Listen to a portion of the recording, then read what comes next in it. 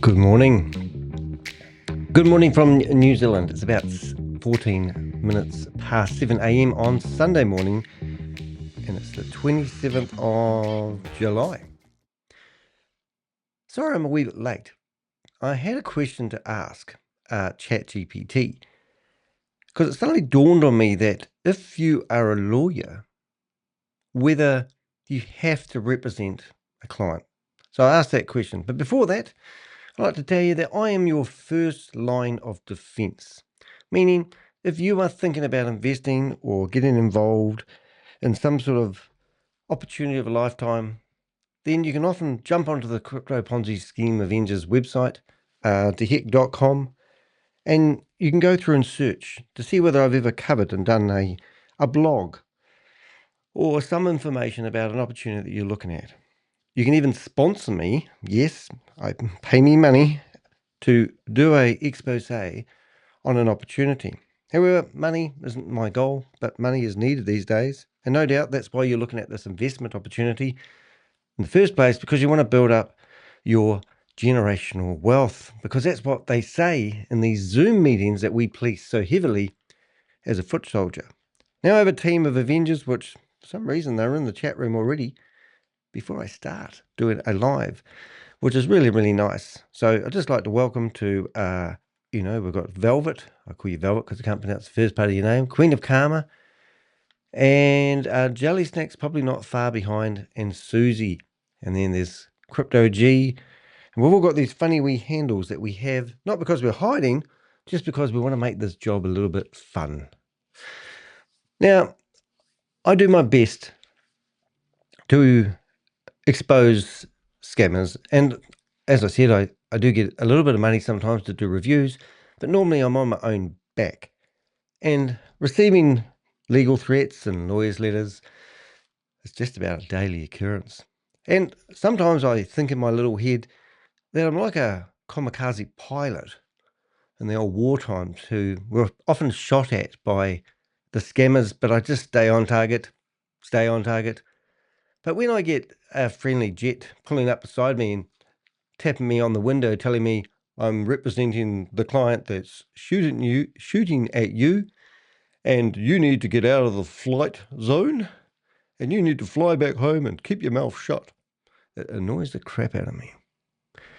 So I asked ChatGPT a question before we got started today, and I'm going to read it first before I even start tackling the blog that I'm going to go into. So I hope you enjoy. So let's see if I can make it read nicely, because ChatGPT has a beautiful voice. Have a listen. Here we go. In New Zealand, lawyers are not obligated to provide services to everyone who seeks representation. However, they are subject to ethical guidelines set out by the New Zealand Law Society, NZLS, under the Lawyers and Conveyancers Act 2006 and associated conduct and client care rules. Here's a breakdown. No general obligation to accept every client. Lawyers can decline to act for a prospective client for almost any reason, including conflict of interest, lack of expertise, personal ethics, or even just workload. They are not considered public servants required to serve all comers, unlike doctors in emergency situations, for example. Exceptions and professional standards. There are a few circumstances where expectations tighten. Duty to the court. If a lawyer is already representing someone, they must not abandon the case without good cause.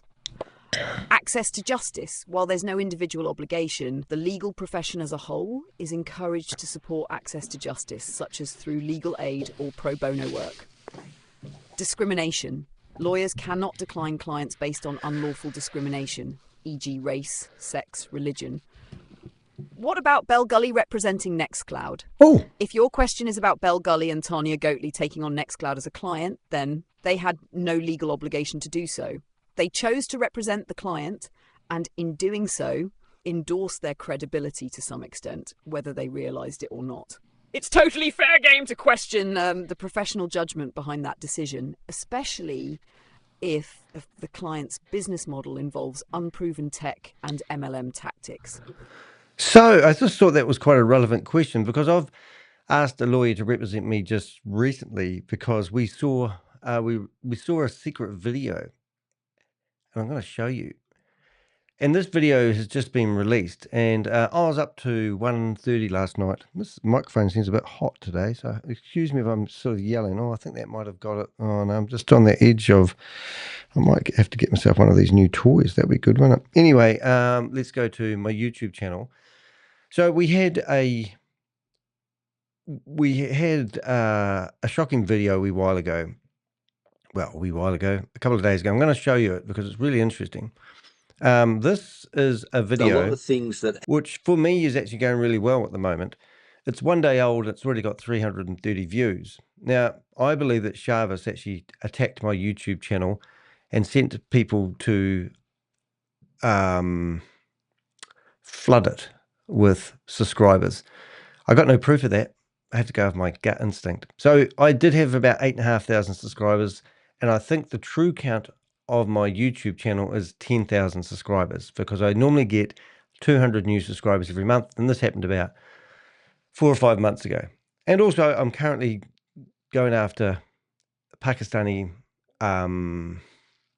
software houses, and my LinkedIn profile is going off. I literally have now 10,000 connections on LinkedIn, and it's we've had 200,000 views on our content.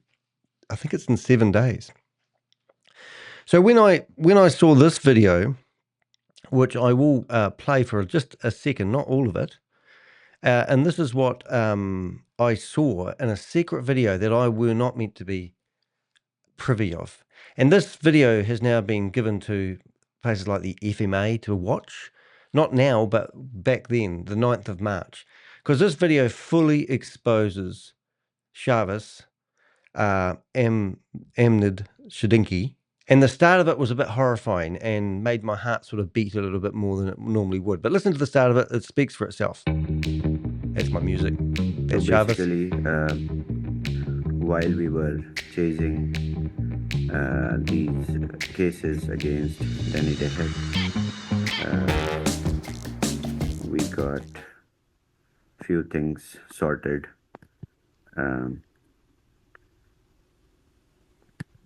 So what Chavis is doing up there, he's bringing up a document from a lawyer that he's prepared to come after me.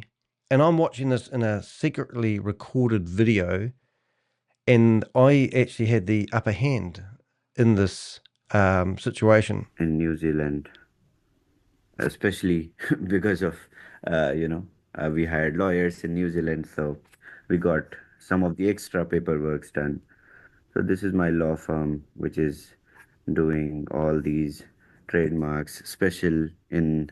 So I reached out to a very good lawyer and asked him if he would intercept what we can see on the screen here and contact that lawyer and tell him more about Chavis and his shady backgrounds, because this lawyer is representing somebody who's called Miranda Limited. Chavis is upset because I'm going after his company, which was called NinePay, but now is called Liquid Pay because he got exposed by Bloomberg. In a 10-month investigation, they exposed the company. So now this lawyer who's representing Chavis probably doesn't realize that Miranda Limited didn't exist until a few months ago. In fact, they set that company up so they could get an app in the App Store. So I thought I'd get my lawyers to contact their lawyers to give them the heads up. My lawyers come back and said, oh, we have a conflict of interest, and didn't want anything to do with it, which was a shock to me. However, they will take on other cases, but nothing. They must work with this lawyer. So they found easy grounds to deny working with Chavis and myself because of this correspondence. New Zealand, and we have done extra additional licenses. This is the law firm which is doing it. Word. So what he's actually showing people here is nothing, because he's actually showing people that he's applied for trademarks here in New Zealand, and anytime I use his logo, I am in breach of that trademark, and then they would have a case on me. Liquid Pay, all these sort of trademarks, and we got one more additional license. So you guys can now, we are providers in New Zealand and Australia, so no problems. We are complied completely. all over the world with our licenses. And that there is just porkies.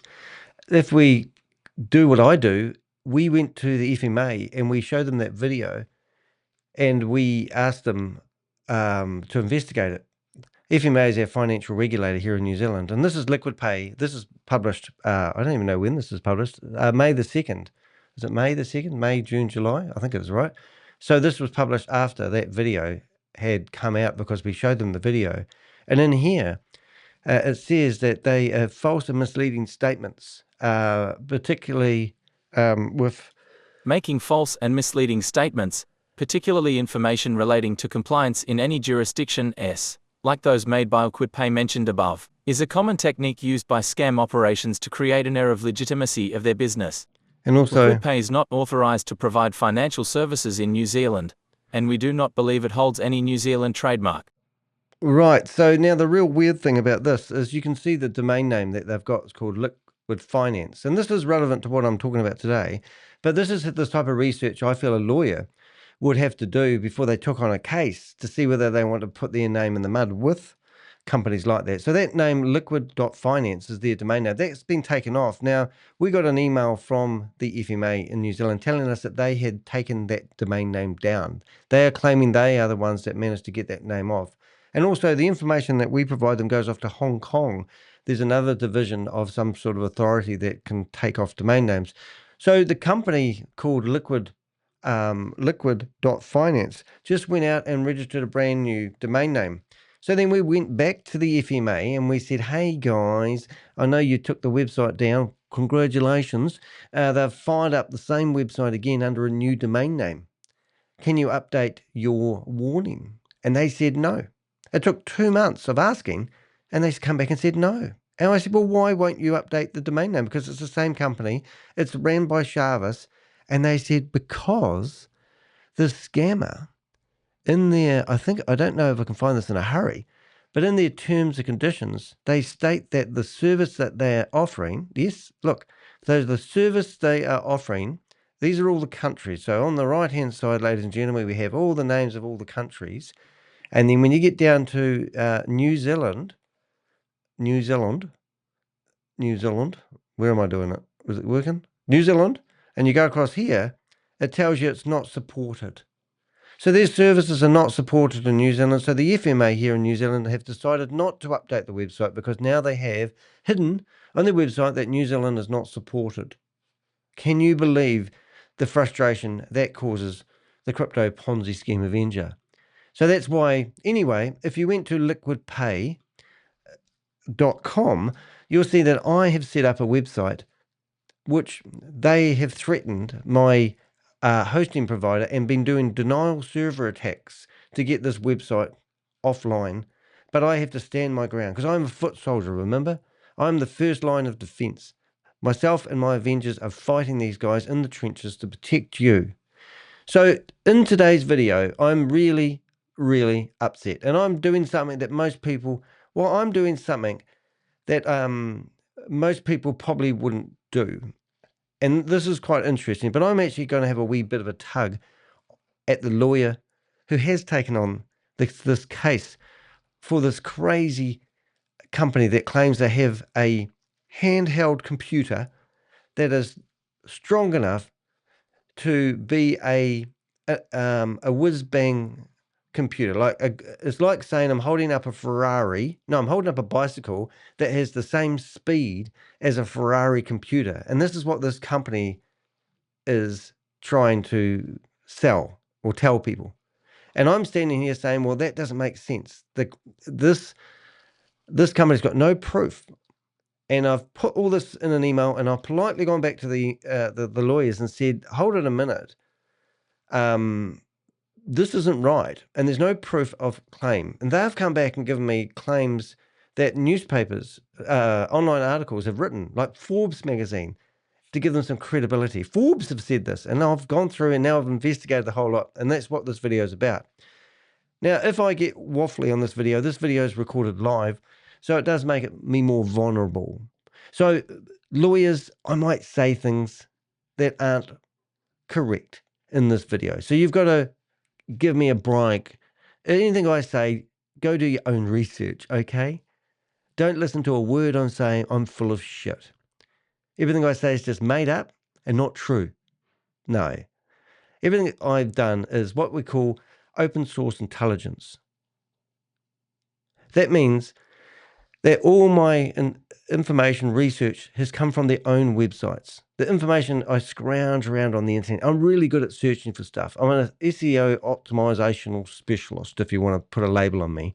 But I'm very good at putting stuff out, content on the internet, and for it being found. That's what I pride myself on. And that's why I'm good at investigating. That's why I'm good at fighting these guys in the trenches. Now, if I do get carried away, as I just said, have a look at this blog here. Now, you won't believe me if I tell you this. I'm going to tell you anyway. But if you go to Sharvis's blog, this is now pinned as the main video on my YouTube channel. If you come down to these little wee words here, it says 333 views. Hopefully when you're watching this video and you go back and look at this, you'll see this up to 6,000 views. That's what I want. You click on that little word more and you get a very extensive description. The description in the video that you're watching right now has a link to the blog we're about to review.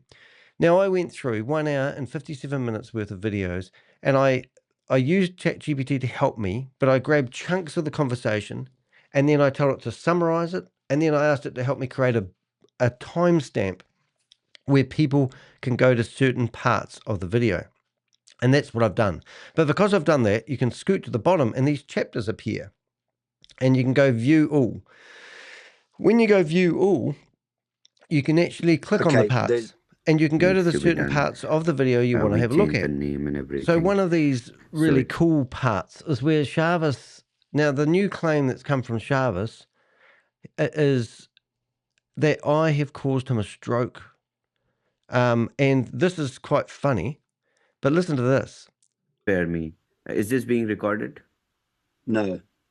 Okay. I forgot. No need to. Naughty boy. So Sharvis has claimed that I've given him a stroke, and he's trying to sue me for $300,000 because I managed to cause him a stroke of all the stress he's having. So so what I did today, because I got a lawyer's letter from another lawyer of his, he's got quite a few, and this is the professional letters that we get from his new legal team, right? So I've got an iCloud email address, which is super fantastic. And he even tells us where Sharvis is meant to be residing. And it's his medical records, medical records from the hospital claiming that I am the person that caused him to have a stroke. You know, and this isn't my first. These are court appearances in Pakistan. I was meant to represent a couple of weeks ago. I was meant to be appearing in a. Now I have a paperless office, but I put them there because I like showing you guys. So we're getting a wee bit off target here, aren't we? But what I'm getting at is we put timestamps in these videos. You can find certain parts, and this enables me to create content. So what I did before I went to bed last night, I created a wee short. And you can see I've done this for other videos, and these wee shorts are quite good. Is this being recorded? No. Okay. I forgot. No need to. Naughty boy. So if you guys want to help me, like, share, subscribe, and all that wonderful stuff. And as I always say to people, people think us YouTubers are just here to centralize, what do they call it? I don't know what you guys think, to be honest. I'm leading the witness, as Judge Judy would say. But I'm here to dramatize things. I'm not. I'm here to tell the truth. I'm here to fight these bastards. I'm here to clean your screen if you subscribe too. Look, there's Sadie, the cleaning lady. Don't tell you have got a dirty screen. I should get to clean my glasses because I'm always cleaning my glasses. Anyway, let's get on with the show. So that's the show for today. So my advice, if I was talking to any lawyer who was about to take on a case, I would say I think you need to do a bit of due diligence on the people that you're representing first. I think if you're, you know, lawyers are human. They can make mistakes. The jargon that these companies use is overwhelming for everybody, even lawyers who claim they've got, you know, a wealth of experience. And I would be very careful about the cases and the people that you take cases on for, because at the end of the day, like I said at the start, you're actually supporting these criminals. And I had to spend a lot of time, you know, reading this, making sure I got my facts right. And hopefully that you will agree The other thing I'm doing here is, you know, it really does actually upset me when a lawyer decides to back. I don't know why. Is it? I don't even believe it's the money. I think it's education. I think these lawyers don't really understand what's going on. The last big lawsuit I had was with Stephen McCullough. Now, this guy tried to sue me in the New Zealand High Court for 3.85 million. And then later on, they changed it because they realized that if they were going to sue me for so much, the discovery was going to be time consuming. And we asked them for $150,000 to put it into a solicitor's fund so that if and when they lost, that we would not be lumbered with all our legal fees. And that the whole court case turned into a battle on how long the court case was going to take. When I first got wind of the cease and desist letter, my knee-jerk reaction was to provide the evidence to their lawyers to show them that this guy is a scammer. So I did a 4-hour, 47-minute, 19-second video showing all the scams that this guy had done in the past. And in fact, just to even take it to another level, because this video is going to go on if I start getting distracted, if we go to my website, you can click on playlist. And this is how it panned out. So we come down to our playlist. Here's the full playlist here of the case, right down to the part where we won. So an hour and a half before the High Court judge opened up the file, they filed a discontinuance. Even though the week before they had decided to pull out, but they couldn't for some reason, unless my lawyers agreed. I don't know the whole case because they had good lawyers. And they offered to pay all our legal fees if we just walked away. So we said yes. But then when we got the paperwork, it said, and I'd have to remove all the videos and any harm I've done. Since I've gone after this guy big time, massive, New Zealand landmark case, New Zealand High Court, the guy's never been seen. He was ordered to pay $27,500 worth of costs, and my costs were actually $33,600. 2 months after we won the case, the lawyer wrote a scolding letter to him. They said to us, because my hotshot lawyers have spent too long defending ourselves in a landmark case for $3.85 million, they said that we spent a little bit too much time, so they didn't get all their costs covered. So I was lumbered with $8,500 worth. Then, because I don't have any money, which means it's just a witch hunt, and that's what the lawyer, not the judge, said, they just went after me. I don't have any money. So it was what they call a slap or a gag writ, where they're just trying to shut me up by throwing money at lawyers. And those lawyers, I knew those lawyers who come after me because I used to own a business networking company. And one of the lawyers in their legal team was a partner of the company. And he was at a seminar where some scammers had come over from Australia, and they were trying to convince him to sign up for a package that cost $1,000. While he was in the audience, I texted him and I said, "You realize this is a scam, don't you?" He said, No, I've done my research. He paid the money. 2 days later, it was all over the newspapers that this Australian company had come and taken people's money and flown from the country. It was all a big scam. It was horrific. And I said to them, if your own lawyer doesn't know how to spot a scam, what are you doing representing a scammer, which I've been chasing for the last 6 months or so? So what we did is all the videos that we had, we basically did the first one where I interviewed 3 people that had been scammed. 11,000 people had come forward. Not come forward to me. 11,000 people had been scammed. Over $1 million worth of losses. People. I think I had 42 people that were willing to put their name on the line and give me their name and how much money they lost. And that added up to over $1 million worth of losses. 3 people wanted to get on video and tell me their story. As soon as I got online and they told me their story, I started getting the legal threats. These people then all got paid off by him. They got their money back if they would sign an NDA and not help me. So I was stranded. It was amazing. So in the meantime, I did a 4-hour, 47, 19-minute long video, and then I broke that video into sections. That was like a cornerstone video, and I did a bloody good job. My lawyer said, "Don't worry, you sit back, let us do what we, can." They wrote over 100 articles about me and put them on the internet, saying that I was, fraudulent, no good, a bad boy. They even put a video out, which is this one here was really interesting. The small town that it's in. So she moved to Texas with us, and So the voice that you listen to there is Stephen McCullough, and he was claiming that myself and my thugs went to America and jumped over a wall and went into where his mother lived and bashed in the front door of her house with a crowbar. And this was a recording. This was the type of tactics this guy was doing, trying to stop us. Smear campaigns. It was absolutely incredible. Anyway, learned so much about this at the time. I just wanted to share that with you. So it's not my first rodeo. So what we do here, ladies and gentlemen, we come in here and I build databases. This database at the moment is actively is under threat because people that we're going after at the moment are trying to gain access to it. And in here, we have over 450 people and files on people individually. So everybody that we research, like we just started researching this lady. So we'll go and find information about her. We'll find her phone number. We'll find any her whereabouts, her location. We will research. We'll go after the companies that they are representing, and we'll build a database. So that's what we're doing here. We're not just YouTubers trying to get clicks. We're building databases. This database is currently accessed by 6 different countries, 6 different law enforcement opportunities. We've shared this content. We build the database.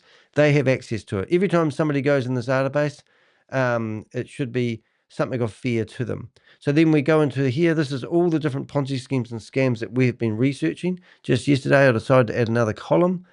And, so if we go to this opportunity that I'm talking to about now, I don't even know if I've got a card on them. Let's have a look. So I'd have to spell it. I wonder if I can just go NexQloud. So I haven't got a card on the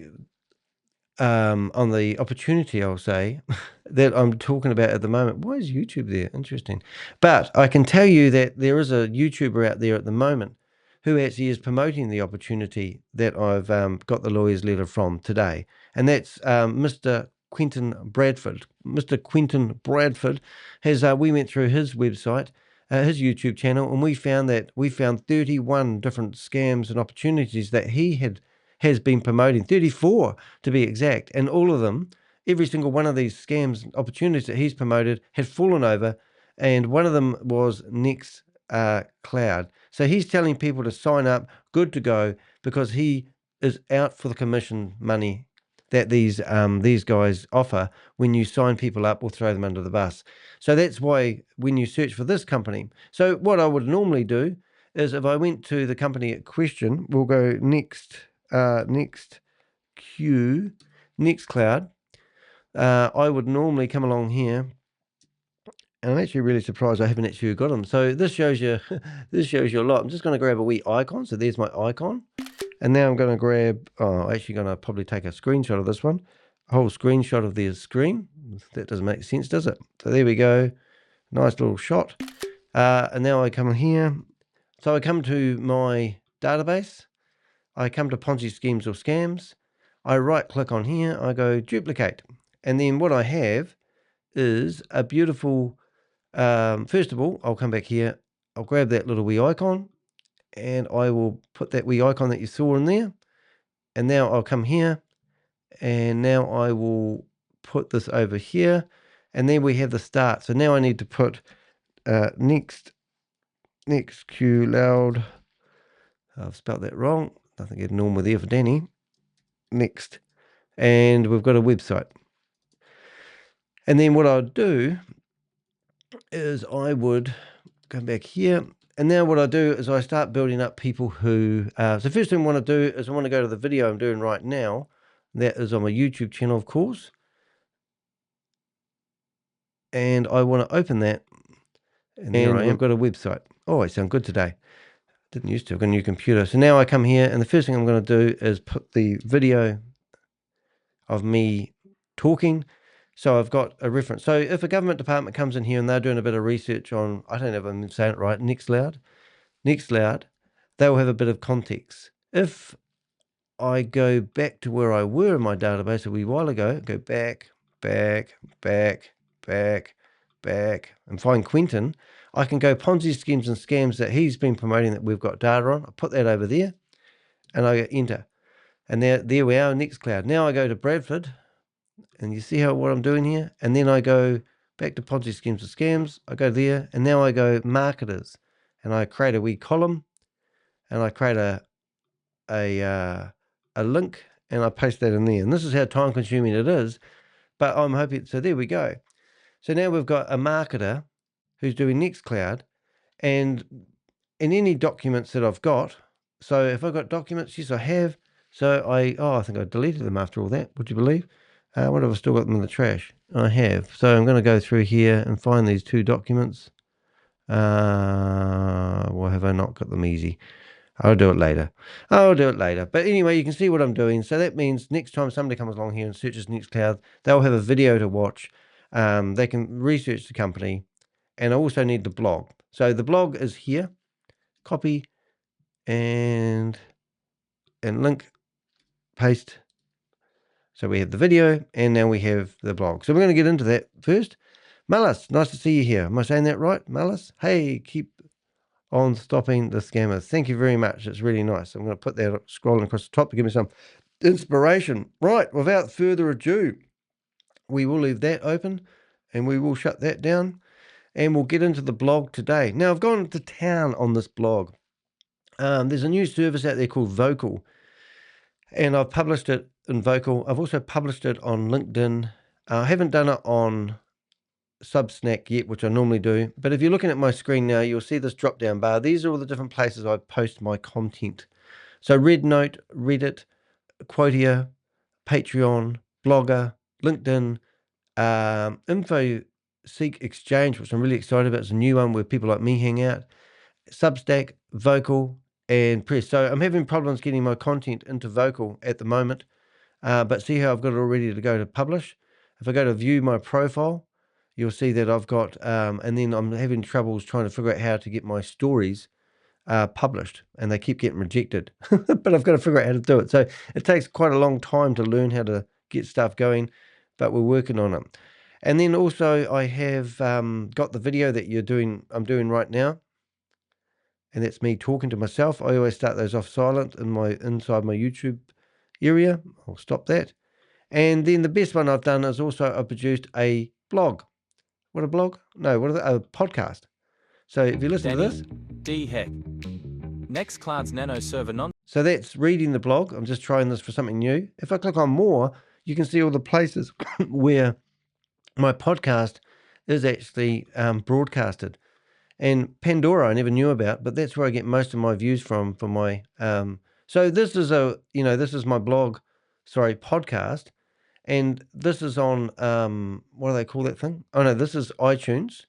And my actual podcast, if you're ever wondering, if you didn't know I had a podcast, you can go to podcastdehek.com, and this is my actual podcast. Where it's hosted by Buzzsprout. Now, Buzzsprout keeps getting legal threats, and they keep taking my content off. That's an everyday occurrence, which is quite funny because they don't like anyone saying defamation. So if you are the lawyer, you can rush off to Buzzsprout and tell them to take my content off, and they'll probably listen to you. Just saying, there's a wee tip for you.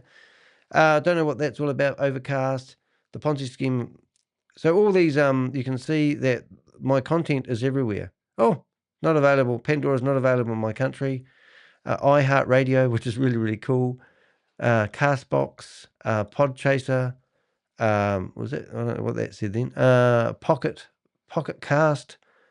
I don't even know, but you can see that the content goes everywhere. And then what that means is, and what the problem is this company, if we search for NexQloud and we search for it, then because I've posted my content on so many different platforms, that when you search for NexQloud, you'll probably find one of my articles coming up. And I thought I did this yesterday, and I thought that I was coming up. If I put scam on it, you'll see now the content comes up in the search engines. But you also see their other content comes up here. So they're trying to have a clean bill of health, and I'm here to cause disruption by exposing them. So let's get into it. So there's the blog structure. I'm going to start making this so we're going to read it. And I think you'll be amazed on how much research I've actually done to defend myself, because these guys want me to pay $5,000. But I'm actually starting to think there might be a motive here. And I don't honestly want to really say I'm going after the lawyers here, but I just want to give you guys a heads up on what it's actually like being a YouTuber, fighting other people's battles for them, I've never invested in anything. Not once have I ever invested in anything. Oh, well, I can't quite say that, suppose, because I do have a little bit of crypto. But Ruby Play Network I have a crypto. Now, I didn't buy it. Somebody gave it to me as a gift, and I quite like it. And so I've kept it. And also Crypto G, who's our crypto guy, he says it looks pretty good, and he's got a few $100s, not thousands, a few $100s in it. So we do invest, but we don't invest in people that make claims where sign up for a membership. I don't invest in anything that's got anything to do with recruiting and all this sort of carry on. But I just want to be transparent with that when I say I don't invest. But I'm not somebody who used to be involved in the crypto industry and got I used to invest in and promote, and then I realized it was a scam. I've never done that. So I've got a clean bill of health, as they say. Okay, so let's get into it. After publishing, I'm not going to read it, but the introduction is meant to capture you and hold your interest. So let's see if it works. After publishing a factual, well-researched exposé on the crypto passive income opportunity NexQloud, I received not one, but two legal threats from a New Zealand-based lawyer, Tania Goatley, working for the high-power law firm Bell Gully, demanding $5,000 in compensation for exposing information about NexQloud.io, which I believe to be a complete scam ripping people off. Let's unpack how desperate this company is to silence critics and expose the lawyer who thought threatening an investigative journalist was a good idea. Right, so we've shown you the website, and if we look at partners in here, you can come through here, and they've got 1.2 million. What are they saying? Oh, there's a lot of claims in here that we've gone through in the blog, and I'm not going to bore you with it. But if you make extraordinary claims, they need to be backed up by extraordinary evidence. And the only thing that we have done is actually ask them for proof that they actually have any of the stuff that they claim. Also, all the information that we have gathered has come from their own website. So we do open source intelligence. It says seen in, and it's got a list of all these Forbes, Fast Company. I didn't see any information, but normally if I'm to review a website, you normally can click on it. So if you were on my website and Danny says he's been seen in what do you call it? The press, the Guardian, you can click on it. ABC News, Daily Times, the press. So if you click on maybe Bloomberg, oops, can't click on them fast enough. New York Times. When you click on that, it takes you off. It does take you off. Oh, it's because it's on large screen. But it will take you off to, oh, hold it. That's because I've enlarged that. 1 minute, please, caller. Let's pick any old one. Let's go to the Guardian. It's, there it is. So it just goes off to the article that I'm featured in. So when I saw these names here and you click on them, they do nothing. However, I have found that they have got content under Yahoo Finance, Forbes, and I'll show you that. But you can't click on them and verify any of the information. And then this is what I see. I see packages. I see basic, premium, enterprise. And I don't know what they're doing here. We're posting whatever. I'm not even going to get into it because I researched it at the time. I didn't spend much time researching it. I just wanted to find out whether their claims can be, what do they call it? Verified would be a use of a better word. So that's what we did. Now, it's no use bringing up the lawyer's name. If you want to, you can go and click on those links. You can check out Tania. I don't know Tania from a bar of soap. I'm sure she's a wee bit over her head at the moment with this whole situation. And I'm not really coming after you. I'm just saying I don't think you should have taken this case on. And the blog explains it all. NexQloud's NanoServer myth. Let's start with the core of their business. NexQloud claims to be the future of decentralized cloud computing. Their secret weapon, something called a NanoServer, supposedly a low-powered device that provides computing power equivalent to an entire data center. They boast. Right, so they're basically selling these they're claiming they're selling these super high-powered computers that do amazing stuff, and they've already got them out everywhere. So let's just read what exactly this computer does. As of June 2025, NexQloud has deployed over 1,850 NanoServers in more than 10 countries, with an aggregate capacity exceeding 54,820 virtual CPUs and approximately 159 terabytes of RAM. Now, that's a pretty tall claim. So there's no evidence of this. And this is what I've gone back to the lawyers and asked, as you'll hear. Sounds impressive, right? Except there is no technical evidence, no independent benchmarking, and absolutely no proof that these devices are anything more than virtual private servers or glorified desktop computers being sold at massively inflated prices. And they are. I can't find the link. I might find it while this is talking. But they're asking for $10,000 for one of the computer. Currently out of stock. One of them is. Their marketing claims this setup can compete with Ours or Azure, despite zero listed enterprise clients, no service reliability audits, and a complete absence of real-world use cases. This isn't cloud innovation. This is buzzword soup with a side of crypto MLM recruitment, my opinion. Yeah, and this is my opinion. Do your own research. Remember, I said I'm a foot soldier here, and I'm talking to you guys from over the ditch, as they say, and we're trying to, say to you guys, just do your due diligence. I mean, and but what this blog does actually speak for itself. Who is using all this supposed hyper-efficient Kubernetes-compliant computer? Where is the yield coming from? Show me a client who is actually using this supposed hyper-efficient computer and paying real money for it. Oh no, I'll wait.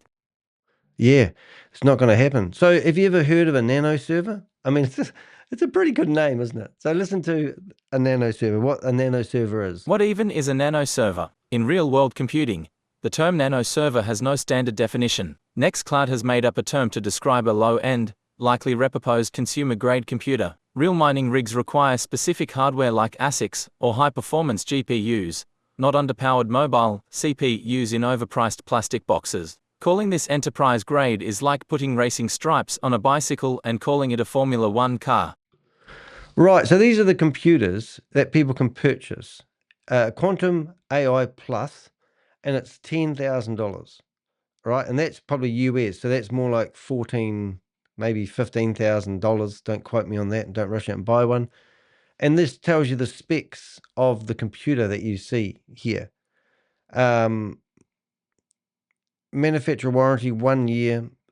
Apple provide, I think Apple provide 2 years or 1 year. I can't remember. Anyway, I think it's at 12 months. So nothing abnormal except the price, which is quite good. And this is another one. So they have got these nano servers that are available. But the one that we're talking about is the nano server. It doesn't seem to be for sale here unless they are all called nano servers. Oh, there we are. They are all called nano servers. So if you want one of these high-powered computers, you might be amazed what they claim they actually do. But the specs aren't Formula One racing cars, and that's hence the beautiful picture here today. This is more like a bicycle dressed up as a Formula One racing car.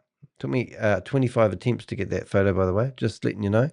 Alrighty, so let's go down and see what... so in the lawyer's letter that we received, which we'll show you, this is what they quoted as true and factual. And this is where I think the lawyers got over their head. Through Tania Goatley, NexQloud made a truly astounding claim to me. Each NanoServer is a purpose-engineered device utilizing mobile CPU architecture to deliver computational throughput equivalent to traditional data center servers while consuming only 12% of the energy. This represents an 88% energy savings, corroborated by NexQloud's patent filings and independent media reports.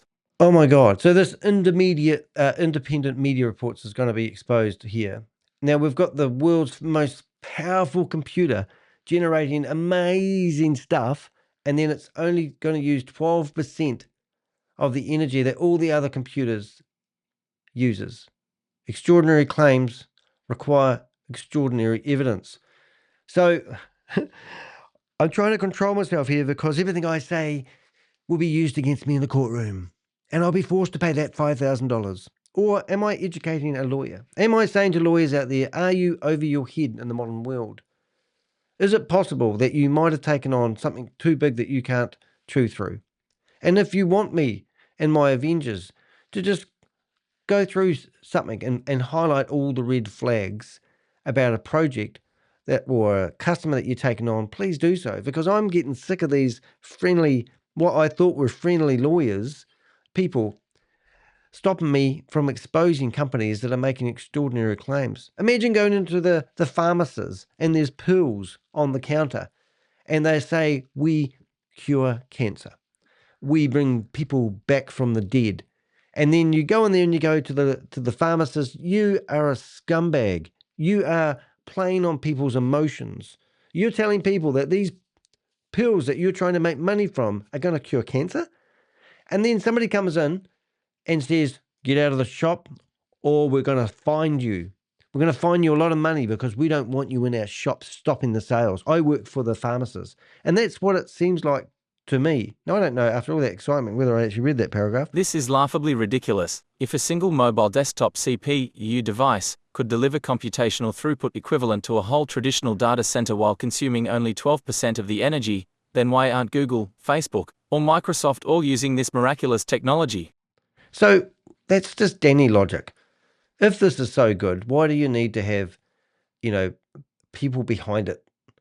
I mean, I haven't even done much research on this company. I just saw packages, claims, and I just basically used everything on their website and asked the question, well, can you verify it? This gobbledygook might pull the wool over the eyes of ignorant people who struggled to get through law school, but this is the equivalent of saying cold fusion has been invented or that someone can turn lead into gold like an alchemist. This is not realistically possible, and the fact that NexQloud's lawyers would parrot this absurd claim makes it obvious. They don't have the technical competence to see through NexQloud, which I believe to be a complete scam that uses crypto language to mask an obvious Ponzi scheme. Opinion. And that is my opinion. Do your own due diligence. I used to hate that word. We used to watch people in Zoom meetings, and we do watch people in Zoom meetings, and they keep telling people to do their own due diligence. Because these companies are rebranded every 10 minutes, the only due diligence you can do is normally on their website. And then they tell you that you're responsible 100% when it all goes pear-shaped in their terms and conditions, if they have any. That's not a real thing. That's marketing fiction. If their NanoServers are really capable of delivering enterprise-grade computing at 88% less power, then why hasn't any independent third party validated it? Yeah, that's what we're asking. As I say, extraordinary claims require extraordinary evidence. It's not rocket science. It's de Hek science. And I'm just politely sitting here as a foot soldier saying to you guys, what have we got? Medical record? I don't see any medical record. Anyway, I'm not going to say anything. Everything goes against what they want. Distributed delusion. Their so-called infrastructure NexQloud claims their distributed Kubernetes service DKS is fully operational in places like Virginia and Ohio. They also cite supposed public apps running on their infrastructure. But let's ask the obvious. Who is using these Kubernetes clusters? Is there any client actually running computational workloads on these servers in a manner that's profitable? I would hazard a guess that there are no profitable clients using this at all. Just more empty infrastructure claims with zero third-party validation, zero enterprise clients, and zero transparency. So imagine if I said, I'm going back to the pharmacist, right? So we're talking about medical claims. And the pharmacist is selling a product. I'm not saying this is associated to NexQloud at all, but the pharmacist is selling a product in his shop, which he has the right to sell anything he wants, as long as he follows all the crosses the T's and dots the I's. And he's saying that I've got a product here that will cure cancer. And then I've come along here as a consumer, and I've just said, oh, where do you come up with that claim? And they go, oh, I don't need to tell you that. And I go, well, I do, because I'm going to buy the product and I've got cancer. And if this product cures cancer, then I want to know. And why does this product need me to sign up or recruit people to buy the product? Why can't I just buy the product rather than give me, go back to the person that referred you into it? You know where I'm coming from. So I don't think I should be, given a lawyer's letter and demanded to pay $5,000 in retribution because I asked questions that I should be asking. And the jargon that they just used in this, each NanoServer, which isn't a real name, purposed engineered device utilizing mobile CPU architecture to deliver computational throughput equivalent to traditional data centers serving while consuming only 12% of energy. So it's the best and the most powerful computer in the world that uses the least energy. This represents an 88%, you know, and then the jargon is just, wow, next level, you know what I'm saying? So we're saying here, well, show us your clients. Who's using you? Who's using all the clever stuff here?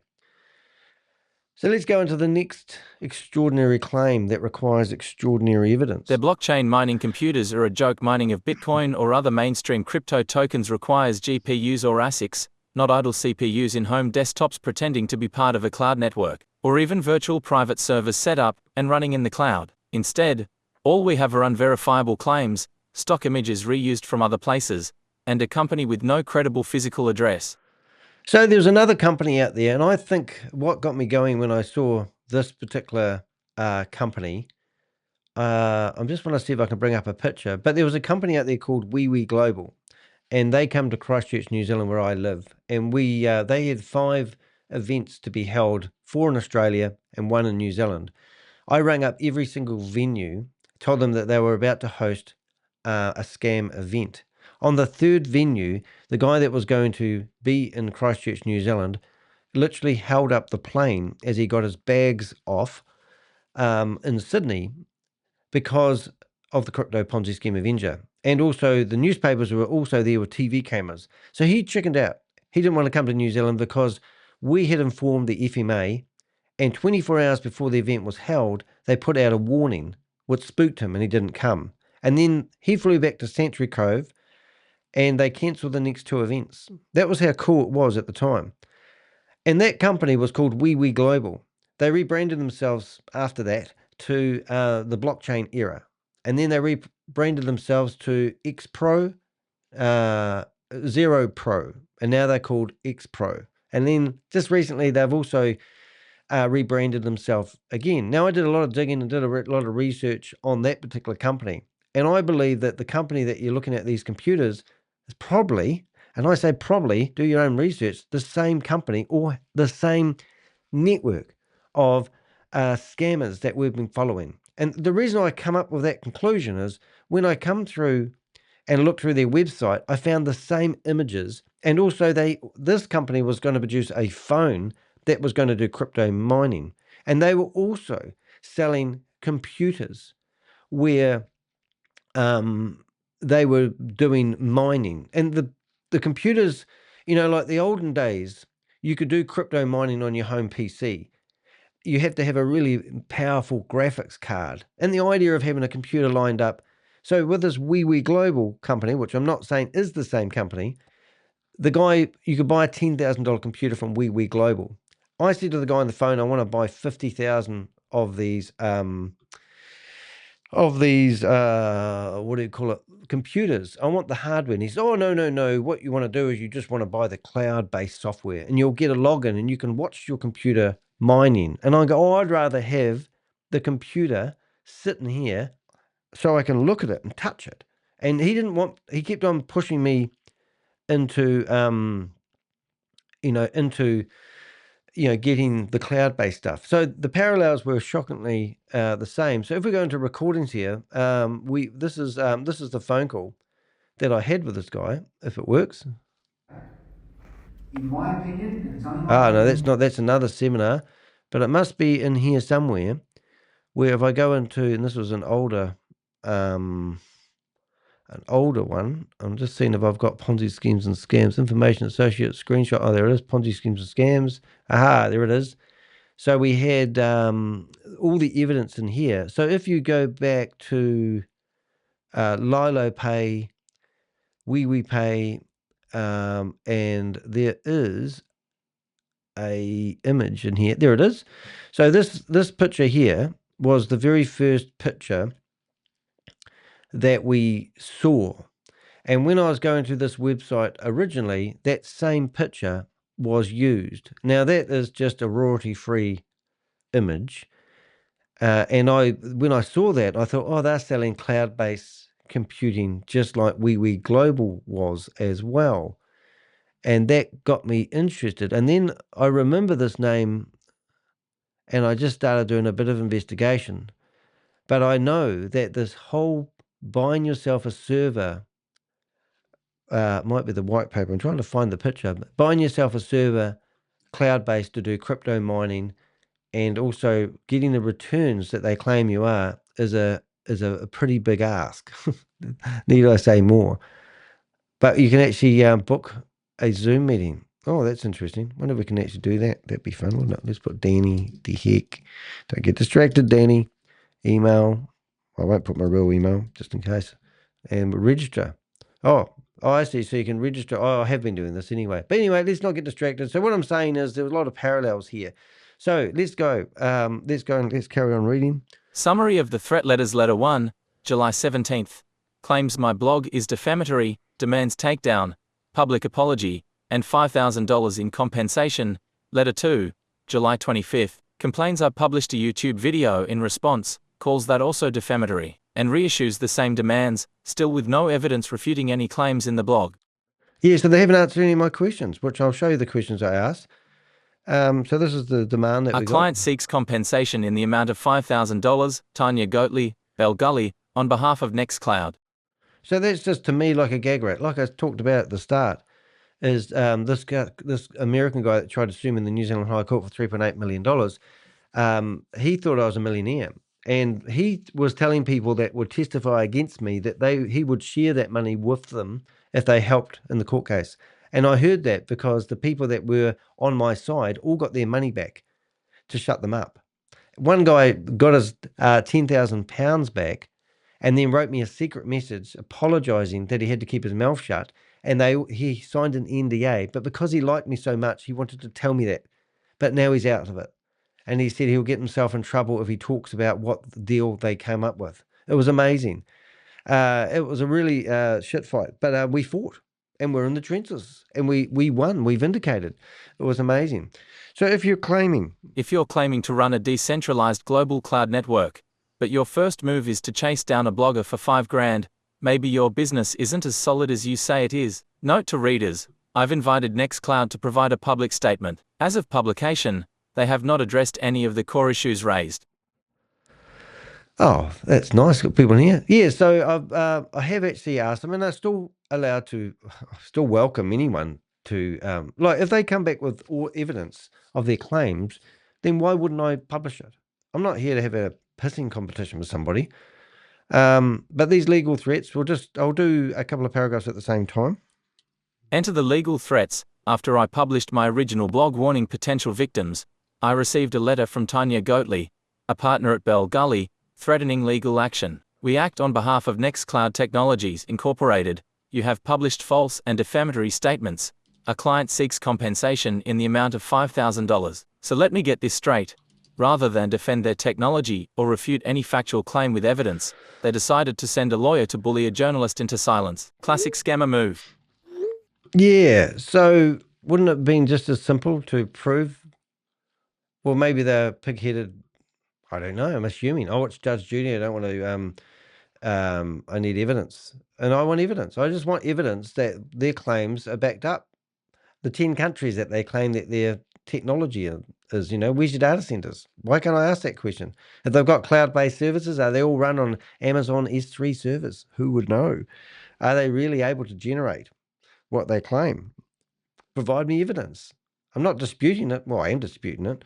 But come on, guys. Extraordinary claims require extraordinary evidence, as my mate Rob Woolley would say. Their follow-up letter doubled down, insisting on payment and suggesting legal consequences if I didn't comply. Apparently, defamation now includes publishing quotes from a company's own privacy policy and terms of service. And if you haven't been in the courtroom, the real cool thing about defamation, so let's say Shavis, the guy that was talking about at the start of this video, decides that he's going to claim that I've cost him $300,000 worth of losses in his company. So now Discovery is this awesome thing where he would have to prove how much turnover he did and how I managed to cause him that much losses. So that means he would have to show us his books. I think that's what Discovery does. I think that's why we like Discovery, because we find out stuff that we didn't know. And that's why these guys don't often want to be in a courtroom, because it exposes them for who they really are. Who is Tania Goatley? Let's shine some light on the lawyer who thought this was a good look. Tania Goatley is a partner at Bell Gully in Auckland. She specializes in media law, intellectual property, and advertising compliance, yet somehow decided to back a dubious foreign crypto firm with a questionable tech stack and MLM-like behavior. Instead of upholding the values of transparency and public accountability, Ms. Goatley is now on record trying to suppress journalism and protect a company whose claims don't stand up to scrutiny. She is essentially endorsing a claim that this company possesses technology capable of replacing an entire data center using a mobile device, CPU, something that is not remotely feasible in the real world. So, I feel for the lawyers who take on these jobs. And, if you get approached by a company overseas who's maybe got a lot of money, I don't know, I'd like to know why. Maybe she's got one of these computers and maybe she's a user or a customer. I don't know. But I do sit here and I think I feel sorry for them in the modern world because, I believe that the jargon that they use is quite complicated for me.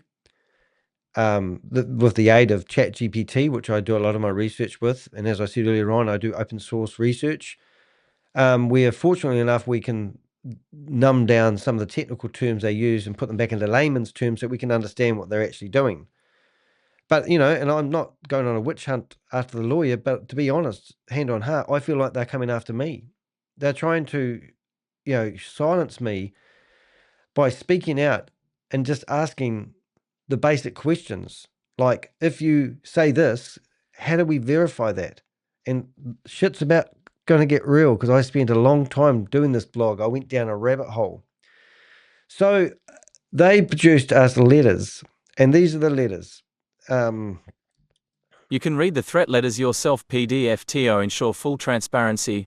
I've made both letters from Bell Gully available for download. You can read the exact threats I received and see for yourself just how weak the foundation of their complaint really is. So I've retracted everyone's contact details, but these are the actual two PDFs I received. And in my first video, I asked ChatGPT, if a lawyer tells you this not for publication and I publicize it, can I get into trouble? Because ChatGPT said, well, if you're twisting it or trying to control the information in some form, it may not be a good idea. But if you just basically putting it out there so you can see, be transparent, then you're good to go. As long as I'm not trying to control the narrative or get you guys to believe me or believe her or believe them or rush out and buy a computer, then boom, there's no legal reasons why I can't publish the documents. So the PDFs are online for you to see. They're hosted on my server, but they are part of the evidence trail. And also my evidence has got to be backed up. I can't sit here in a YouTube video and tell you guys, trust me, bro. Their PDF files that they gave me made some extraordinary claims. And unfortunately, Tracy, you twisted the narrative in my opinion. You have made claims there that I don't think you should have. And I'm going to expose them in the next section. And I actually am going to bring up one of them.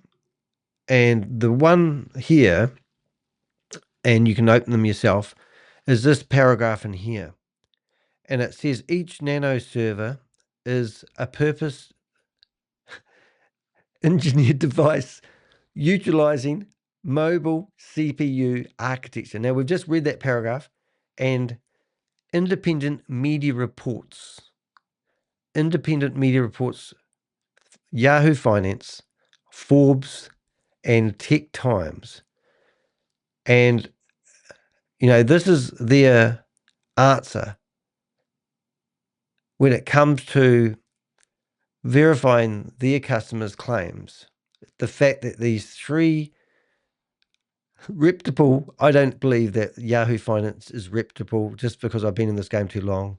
I've learned a lot more about Forbes recently and Tech Times, but that's what they're claiming. So that's the PDF. Go have a look at it if you want. But when you receive a big lengthy letter like this and you realize a lot of it is just, it's not even good stuff. I'm not even going to quote. You can read it and come up with your own conclusion. So, independent media. Let's have a look. So this is how it reads. NexQloud's lawyers claim that their outrageous NanoServer performance stats are corroborated by independent media reports, but after reviewing every single article they cited, from Yahoo Finance to Tech Times to Forbes Georgia, here's what I found. Not one was written by an actual investigative journalist, and most are blatantly labeled as paid advertising. Right, so just sneaking to the bottom of the article here, you've got author, that's me, Danny de Hek, known as Crypto Ponzi Scheme Avenger, not because I gave myself a name, but it was actually given it by the New York Times. A New Zealand-based investigative journalist specialised in exposing crypto fraud, Ponzi schemes, and multi-level marketing scams. His work has been featured in Bloomberg, New York Times, Guardian Australia, ABC News Australia, and other international outlets. Stop losing your future of financial... Stop losing your future your future to financial parasites. Subscribe, expose, and protect. And this is my tagline, and these are all the articles. Now, every single one of these articles I have never paid for.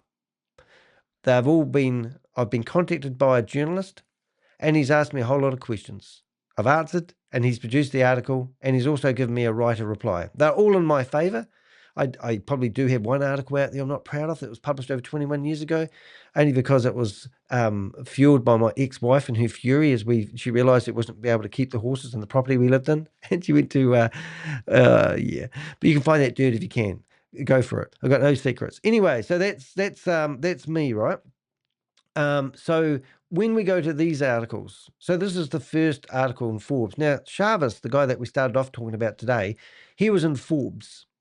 And Forbes, you can basically send them an article, pay them a wad of money, and you will be, so using Chavis and/or Sadinki, whatever his name is, he was congratulated for being in Forbes magazine India. Forbes magazine India, I don't know if it's the same for the one where this is published, but if you pay for an article, they will put it in there. It was not, he was not interviewed by a journalist. It was one-sided, and it was more like a statement or an advert. However, if you pay for an advert, it doesn't go in the printed edition. It goes in the PDF email mailer, and there's a lot of people advertising. But when people go, oh, you've been in Forbes, I've been on the front, well, I think I was on a 2-page spread in the New York Times. That's big. That's real. A 10-month investigation by Bloomberg, they produced also an article about my quest to name and shame individuals. And then they did a video, 10 months worth of research. I got interviewed with a film crew. They came in and set up lighting. We went down the street with the back of the car open. They're filming while I'm on my scooter. These are real companies doing real interviews. So if I want to, I can say I've been in the New York Times. I've been interviewed by Bloomberg. I've been in a small documentary. These guys are claiming that because they've got content, advertisements, paid adverts, paid placement in Forbes magazine, that this has given them credibility. And look how big it is. 3 paragraphs. My New York Times article is massive. It is probably, I think it was 7,500 words. This is, be lucky if this was 750 words. So 10 times bigger.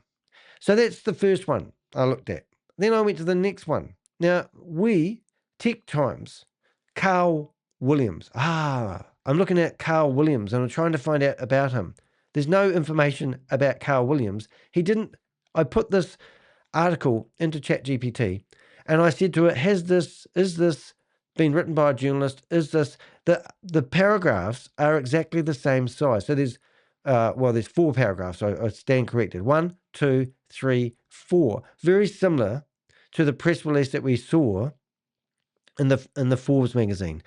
You could literally put this into ChatGPT and tell it to write the same thing but do it in a different way. And it will spit out a different article and carrot. But there's no questions. Even look, this photo that you see here, which is obviously made by, and I know it's made by because I create these images for website, is made by Midjourney, I believe. I'm looking at it. I can tell that that's been made by Midjourney, and that's the people that make graphics. This photo, it says NexQloud Technologies Inc. Is it insinuating this photo is their computer? Is it telling us that they provided the photo? Or what is it? This doesn't have any journalist written it at all. This is just a statement. and it's zero proof. Next one is Yahoo Finance. And you come down here, and I researched who wrote this. Editorial, these are editorial. So I did do a bit of research, and you'll find out about it in a second. But once again, it's not an interview. It's just a statement. It doesn't give them credibility. It doesn't say, we contacted Microsoft and they were amazed. We interviewed Bill Gates and Bill Gates had an opinion. When they normally do articles in the newspaper, they normally get somebody who's got an opinion about Danny de Hek to have their 2 cents worth. It's quite amazing. So if we, like if we did, let's say we went to let's go to my website, and we go to this beautiful video here that we've got of Bloomberg on the cover. You are a real piece of shit. Now, I provided that that video, and you can actually see it's got my name. Well, you can't see, but it's got my name in the top corner. But if I went to... If you believe I have taken your money, you destroyed your dream when you stopped believing in me. There are 2 sides to Sam Lee. Hi, I'm Sam. I'd like to introduce... So you can see the Crypto Ponzi Scheme Avenger. It's me. I could talk about Sam Lee for 20 weeks. I see a lot of people that are drawn into these schemes. They show nice cars, nice houses, nice holidays, happy people. But I don't see happy people in these Zoom meetings. You know, like... a place where people seem to flee, especially related with crypto. So in here, faces charges in the US. The damage to his reputation may impede his new businesses.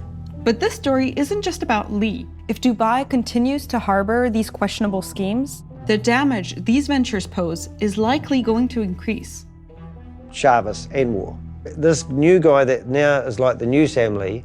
We are creating another Bitcoin. Bitcoin 2.0 is coming. The price was $3 at the time of launch. So since this video, he was actually asked in this documentary what he thinks about Danny de Hek. So that's what they do in proper interviews. They ask people for opinions. So it was just see if they've got that quote.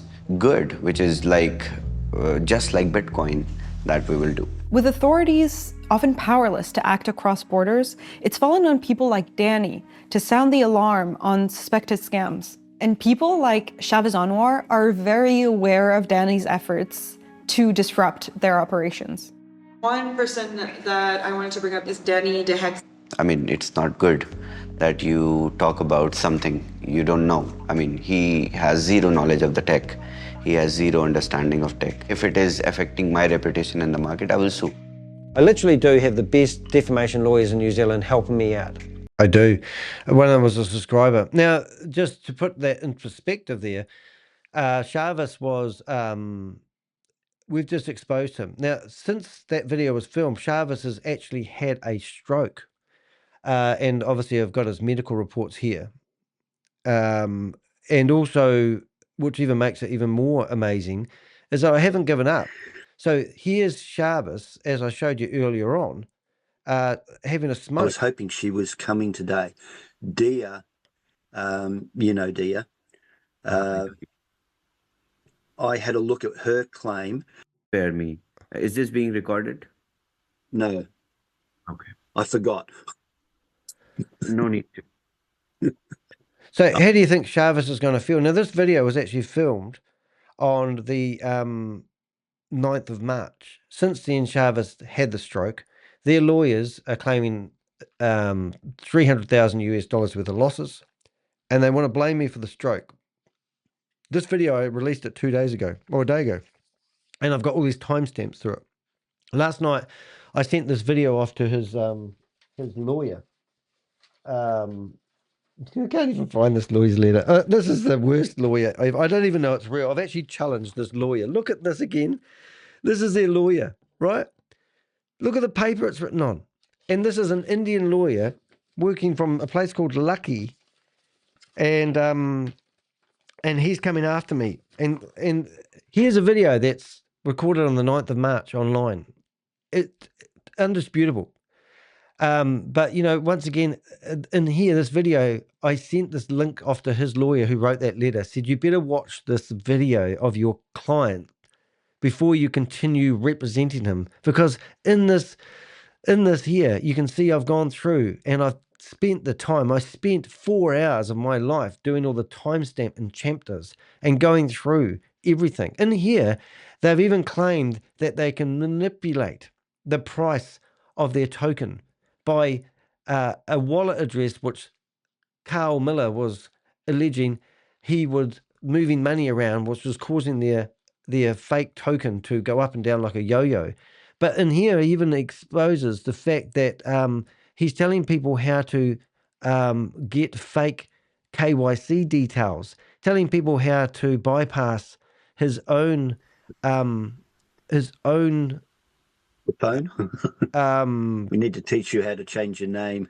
You can unmute. Sorry, he's teaching people how to set up fake KYC details to forge, the security. It was amazing. But anyway, that's what we're doing. So why I started going down that track is these statements here that they're claiming to give them credibility haven't been written by a real reporter. I've been around enough reporters to know how it works. So trying to allege that the articles that you provided me are giving this company credibility only makes, I have to say it, the lawyer has to make the lawyer red-faced. You can't quote that these 3 articles are giving this company any credibility because they're all paid for adverts, and we've got the receipts to prove it. Let's take Forbes, Georgia, for example. The article NexQloud's legal team references is titled NexQloud set to disrupt cloud computing, and is literally marked paid placement right at the top. In other words, they bought ad space, not credibility. It never appeared in the printed magazine, and no Forbes journalist was involved. It's PR pretending to be press. Did you read the very start of my blog, Eat Jelly Snack? I gotta read. You gotta watch this, guys. We got a secret. This is a secret video, and if you go to, I've done a couple of blogs recently, which I won't get into now. But this one here was just done last night. It's about a couple that paid $250,000 for a bit of property, and their lawyers actually had their emails hacked, and they were corresponding as the lawyer and telling them where to put the money in and it was shocking. Even had a money mule in Australia, but great article to read.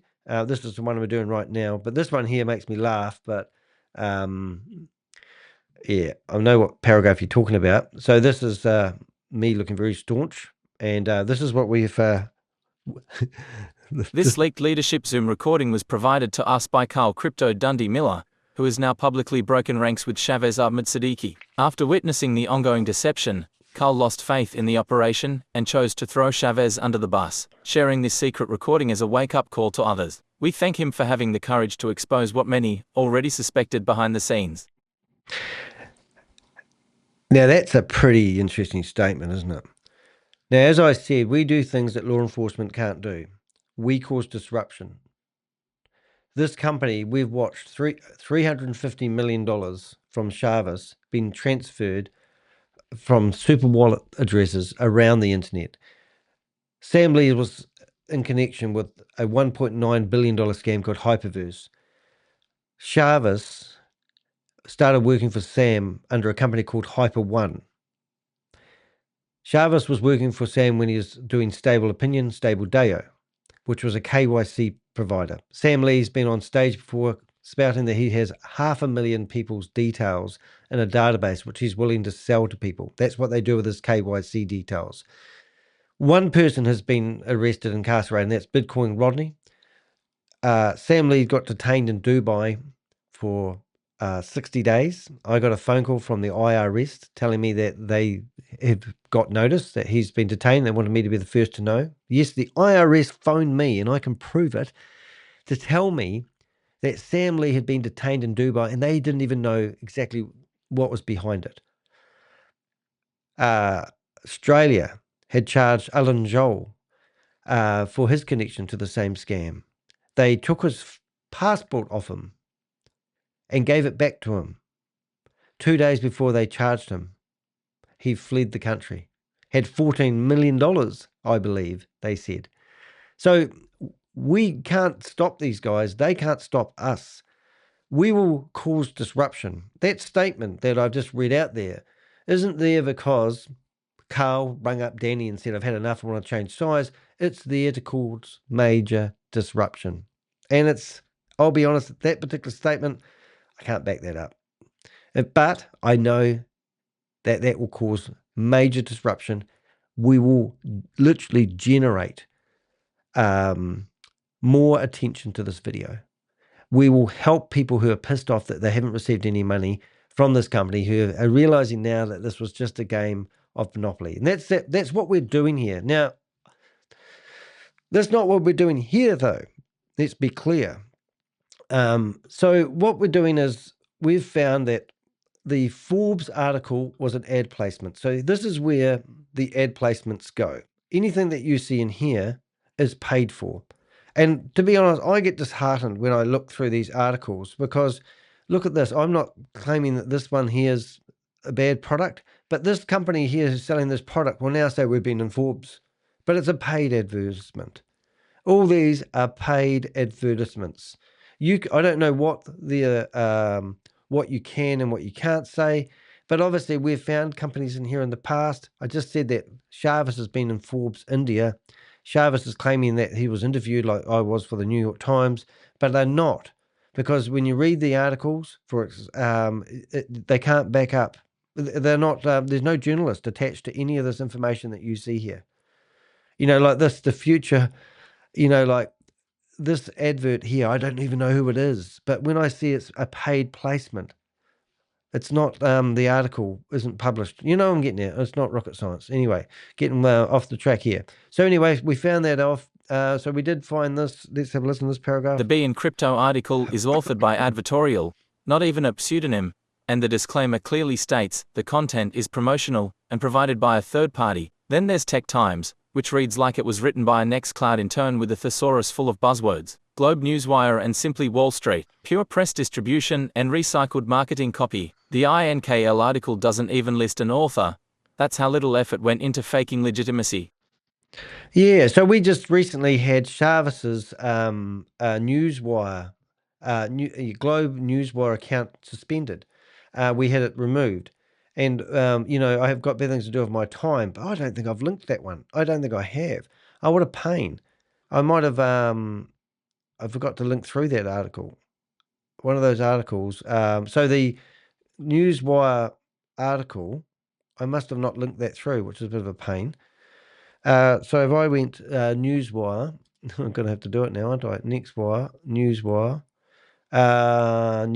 here it is there. Yes, so this is Newswire. So we actually, and you can see that this is another article. So the NexQloud source, so it's telling you the author of this is themselves. And this is just another article. So now we're going to go click on this, and you're going to see what happens when Danny realizes he hasn't done something right. We're going to, oops, he just stuffed up now. Edit page. Edit post. Is that the right one?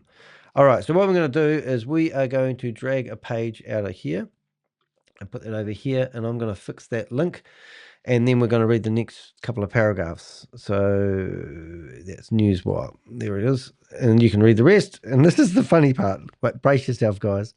Every source they cite is a puff piece, paid, controlled, and completely uncritical. If this is the evidence backing their technology, then their entire case is built on a house of PR cards, not journalism, not peer review, and definitely not reality. At this point, you've got to ask, was this whole legal drama just a publicity stunt? If you're not being talked about, you're nobody, and maybe NexQloud decided that $5,000 in legal fees was a cheap price for a headline from the Crypto Ponzi Scheme Avenger. Yeah, so maybe this is all a publicity stunt, knowing that we would give them some, I don't know. So now I've added that link in there. That's what I was doing in the background. Maybe it is a publicity stunt. Who knows? But anyway, that's not it yet. We've got a couple other paragraphs. Why this matters. Scams like NexQloud prey on the vulnerable, mum and dad investors looking for a passive income stream. They dress up nonsense with crypto buzzwords and make wild promises, all while pushing overpriced products and internal tokens. When someone like me calls it out, they threaten legal action. But guess what? I won't be silenced. Yeah, so they do have a token. I didn't get into the tokenomics. I'll leave that to people like Crypto G that's in the audience at the moment. Hello, Crypto G. Our response to the legal bluster, let's be clear. 2 legal threats were received from Bell Gully lawyer Tania Goatley, who appears to believe that marketing a glorified mini PC is a revolutionary NanoServer entitles her client to $5,000 in damages for an article criticizing them. We responded in kind, politely, factually, and with the patience of someone explaining to a toddler that their crayon drawing isn't legally binding. I know that paragraph made me laugh. Explaining to a toddler that their picture isn't legally binding. Here's the summary of our replies. To the first letter, we clarified that a blog is based on publicly available marketing claims, and that we stand by our opinion that the product is misleading and lacks technical merit. We also challenged the absurd demand for compensation, and outlined the NZ Bill of Rights protections around freedom of expression, particularly in matters of public interest like scam exposure. To the second letter, we reiterated that no defamation has occurred. We offered no retraction, and we made it clear that we will not be bullied into silence by a law firm apparently unfamiliar with the Streisand effect. Yeah, so I mean, I'll be honest, guys, I didn't ever think I'd stand up to lawyers like I do now, but I'm getting so many lawyers lately, I can't afford to defend myself. But come on, guys, if you're going to do, if I'm, even if you look at ethics, I mean, do you really want to go after somebody who's doing what a lot of law enforcement can't do? I can't afford to spend 2 years. The FMA spent 2 months researching something before they put out a warning. And then a few days after the warning, they rebrand themselves and give themselves a new name. And then we need to wait another. I had to go to the FMA with in regards to the warning that we got for Chavez.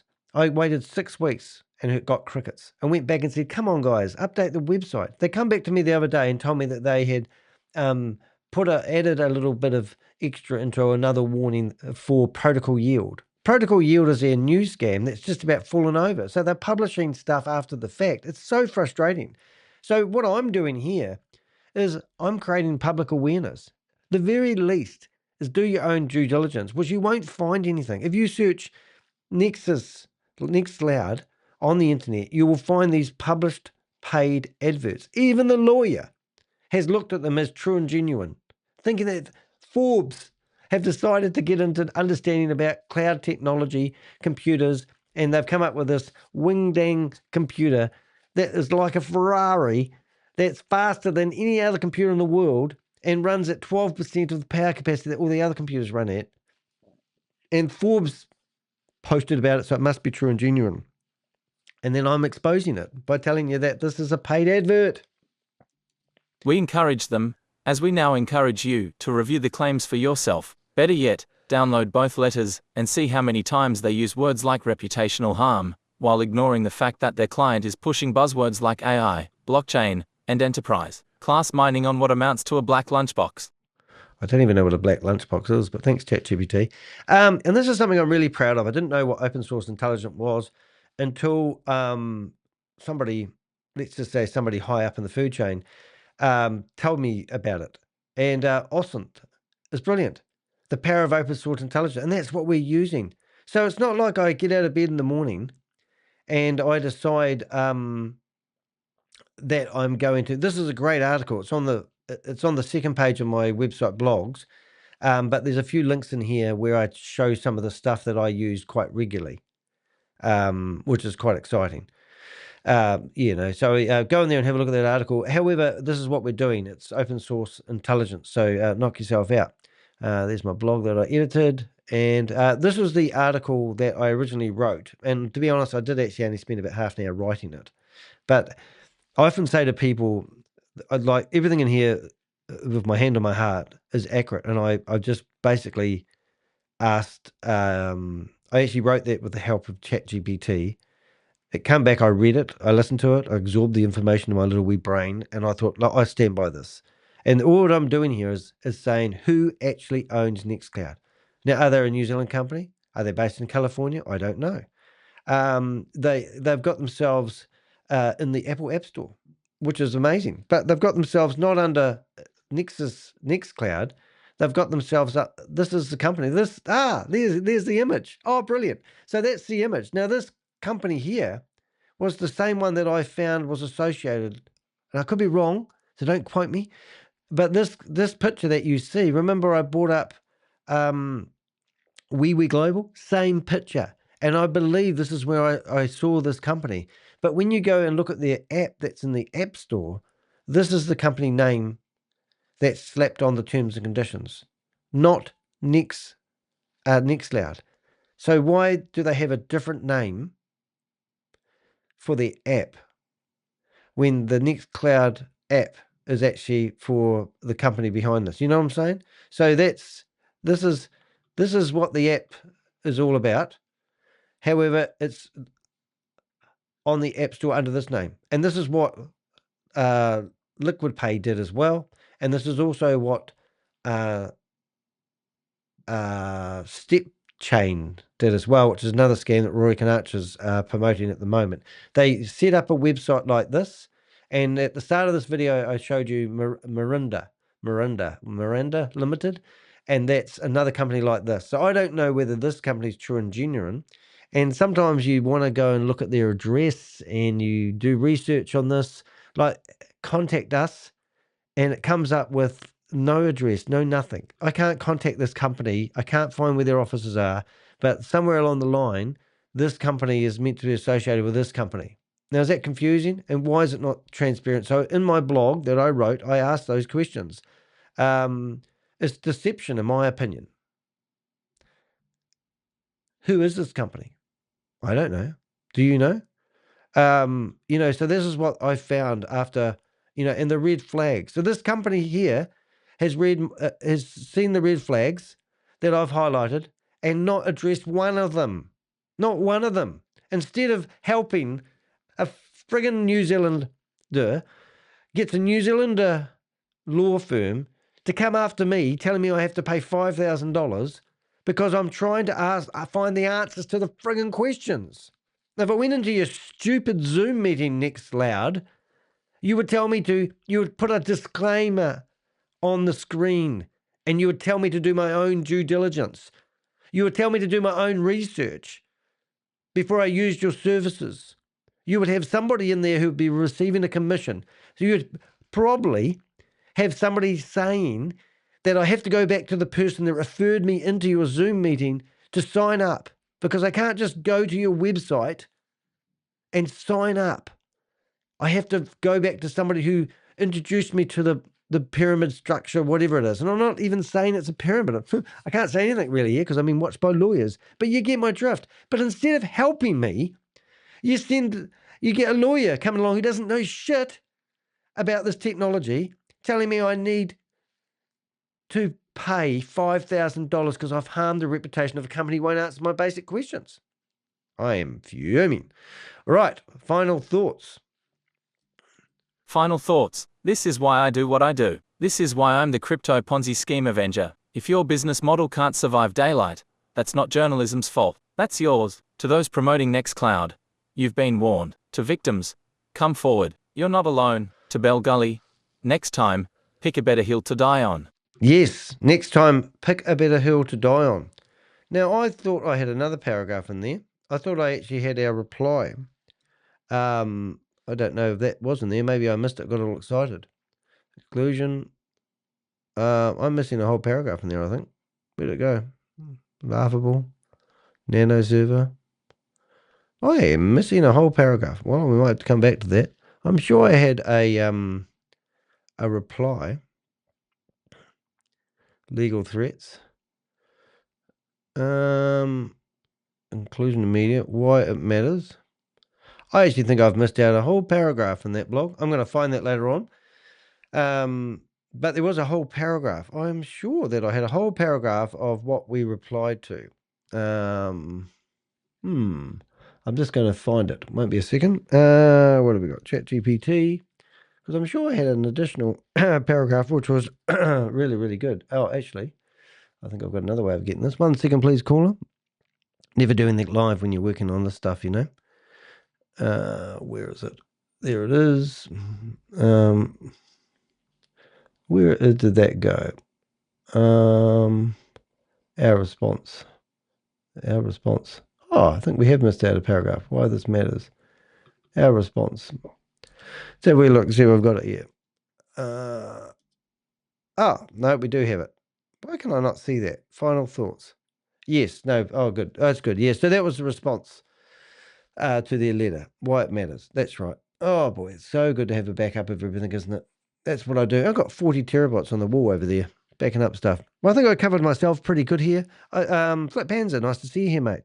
How's get around rules for Apple? Yes, Flat Panzer is a pretty technical guy.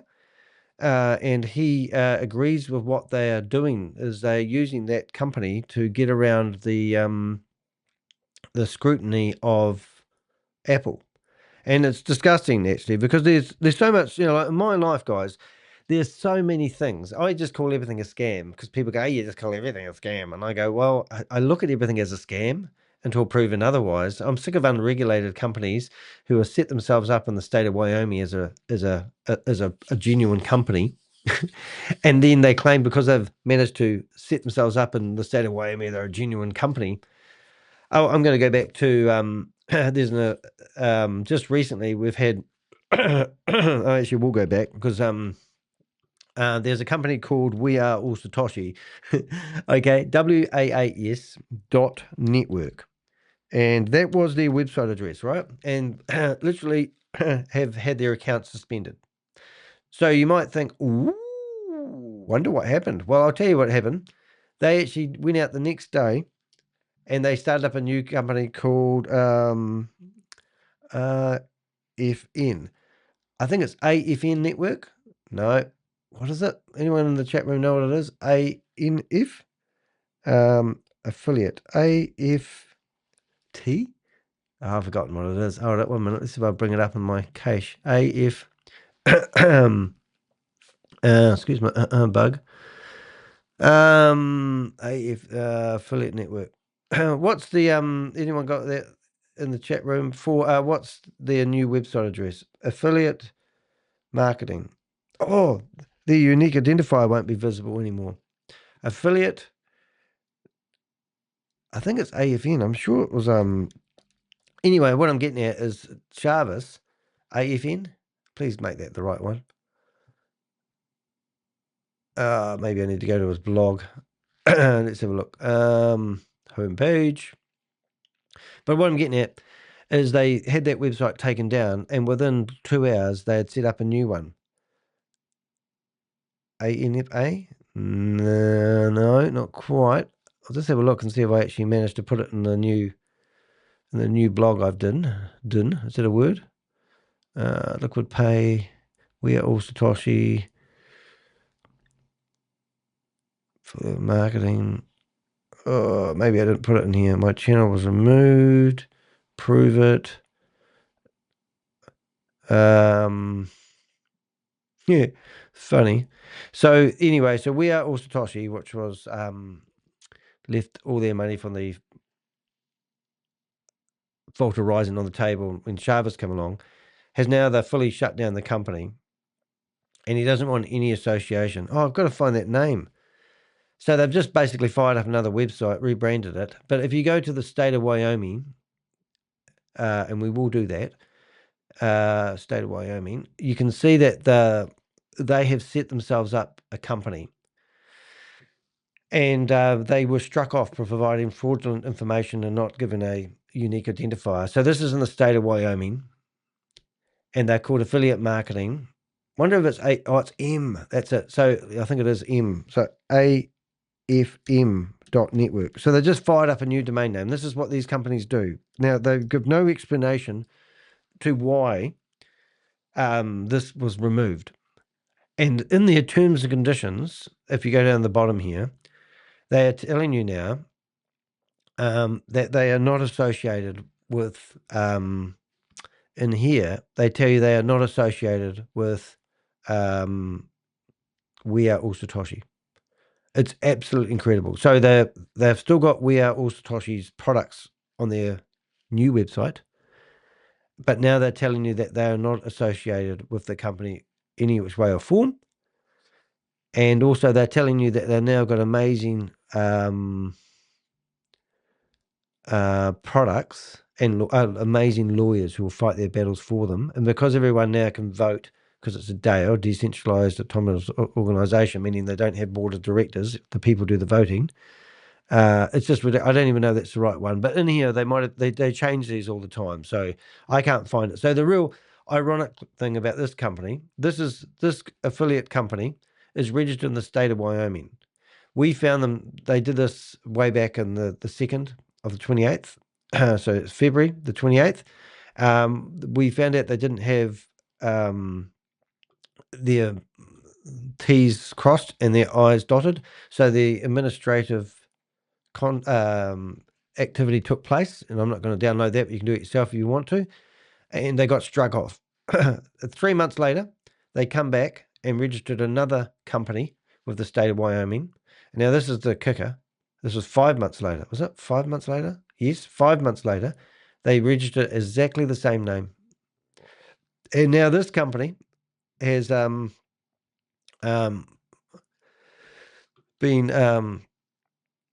there they go. So this is brand new. I haven't even seen this yet. What's that word say? I think that says dissolvency, isn't it? Delinquency Notice Tax 2025-005884005. Right, so they have to file tax reports. So we've got to have a look at this one, don't we, guys? So what I'm saying, if a company has if they claim they are a company, then they need to file returns. And these companies seem to think they're going to get more credibility. Now, if you look who's signed this, it's got Shavis Admit Gulzinski, whatever his name is. His lawyer's letter that I received the other day has got a different name for him now as well.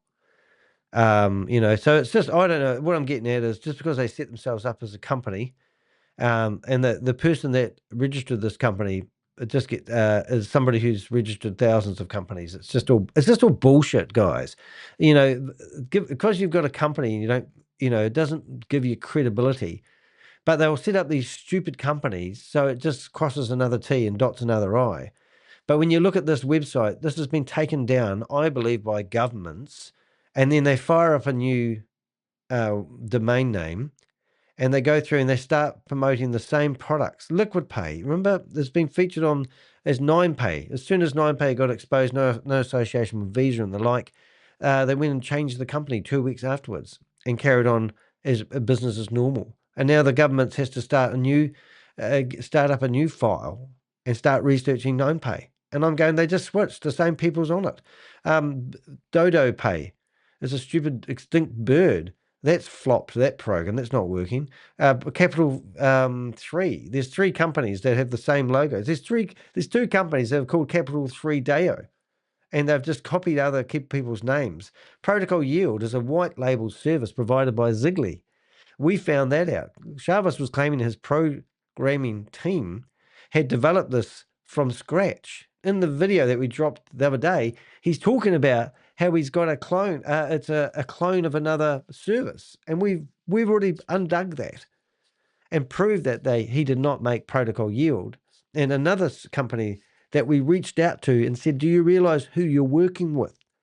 They come back to us and went, oh my God, not Shavis. Oh my God, we'll do a full investigation. Next minute, Zig Chain was running an event in Dubai, and Shavis was one of the major sponsors. They've got the money to fight and all this sort of stuff. And it's hard for me to even keep up with it myself, but I'm just a one-man soldier in the trenches, exposing one scammer at a time. And I don't really need lawyers coming in half-cocked with information that they can't verify that is true and accurate. If I am a YouTuber and I can use open source intelligence, I was only asking questions about this company. I was only asking questions, and they hire a lawyer to come after me demanding I pay $5,000 because the questions are curly and they can't answer them. Why don't you answer the bloody questions and be done with it? If the company makes extraordinary claims, if the company says that we've got this computer that is the Ferrari, that is the Formula One racing car of computing power, and you turn up on a bicycle on race day, come on. And you're telling me that this Ferrari that you've produced is only using 12% of the energy that all the other cars on the racetrack are using. 88% saving in power. That's an extraordinary claim to make. And if that claim is going to bamboozle a mum and dad investor, and I'm going to get a lawyer turning up with some more friggin' paperwork. I have a paperless desk in my office. Go stick that in the toilet paper room and enjoy the paper cuts, because they're not going to intimidate the Crypto Ponzi Scheme Avenger. I'm a kamikaze crypto, I'm not even crypto. I'm nothing to do with crypto. I'm a kamikaze YouTuber. I will go down if I have to. You're not going to get me off the line. It's Sunday morning. It's 9 o'clock in the morning here in New Zealand. Have I got better things to do with my time? Probably not. Hey, look, that was me. That's today. That's my expose. Hope you've enjoyed it, and thank you for watching. We'll see you in the next video. Danny de Hek.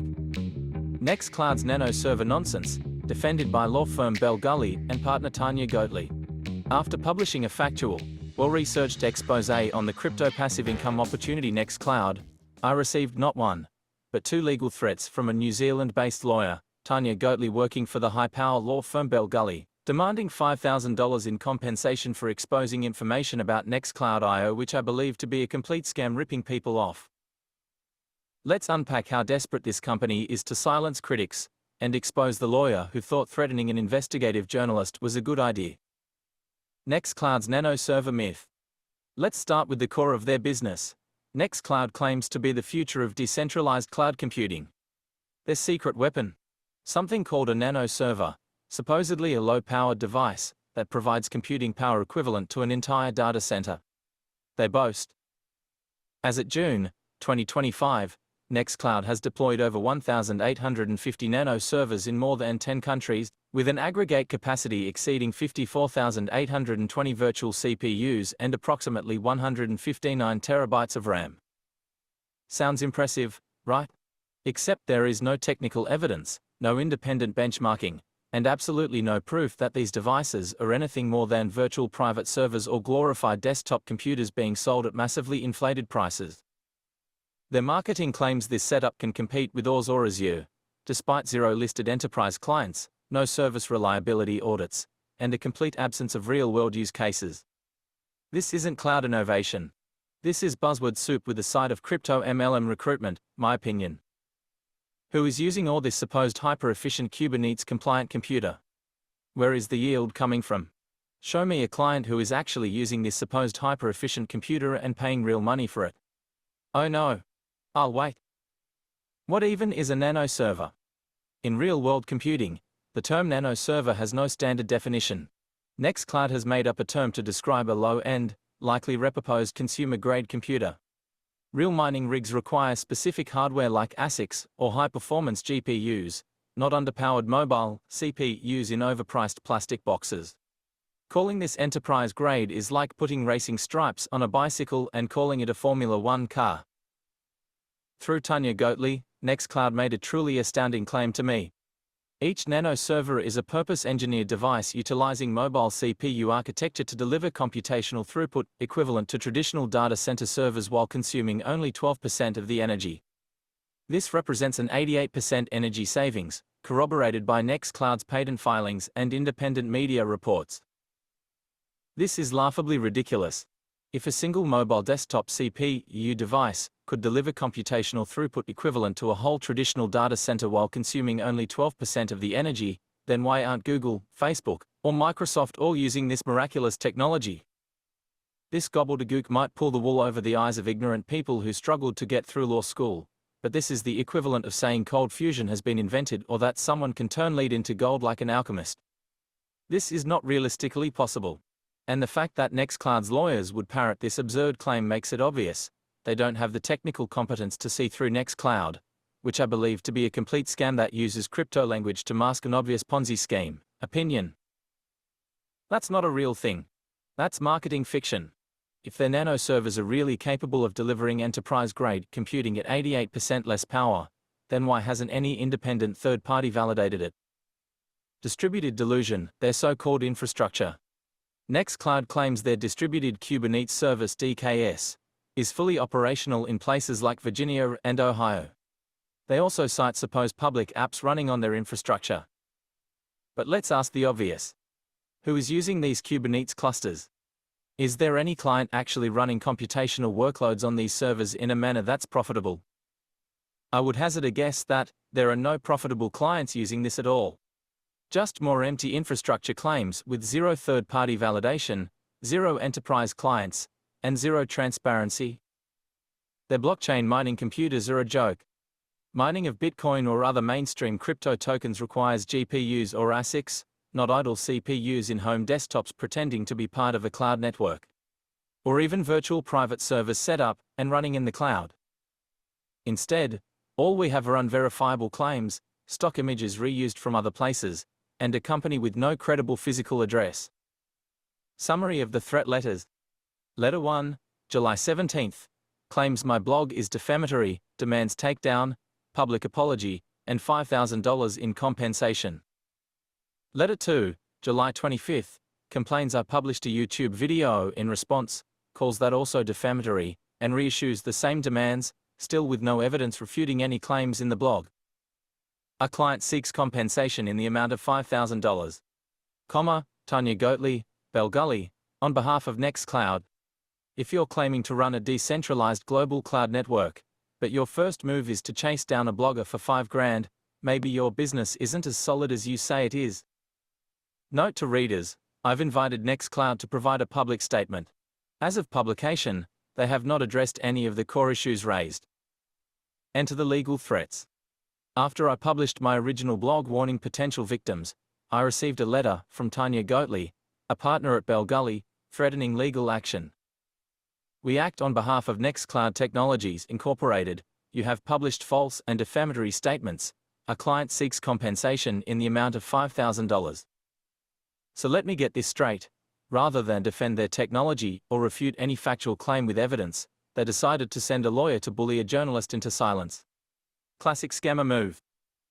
Their follow-up letter doubled down, insisting on payment and suggesting legal consequences if I didn't comply. Apparently, defamation now includes publishing quotes from a company's own privacy policy and terms of service. Who is Tania Goatley?